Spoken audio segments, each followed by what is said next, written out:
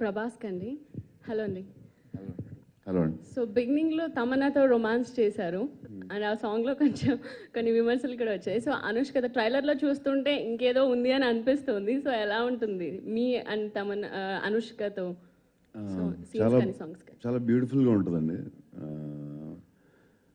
రాజమౌళి గారు మీ ఇద్దరం ఎప్పుడు మాట్లాడుకున్నాం, డల్లింగ్ మీరు అన్ని టాప్, ఇంకొంచెం రొమాన్స్ ఇంకొంచెం చేస్తే ఇంకా బాగుంటుందని ఒక 10 years మా ఇద్దరికి డిస్కషన్ ఉండేది.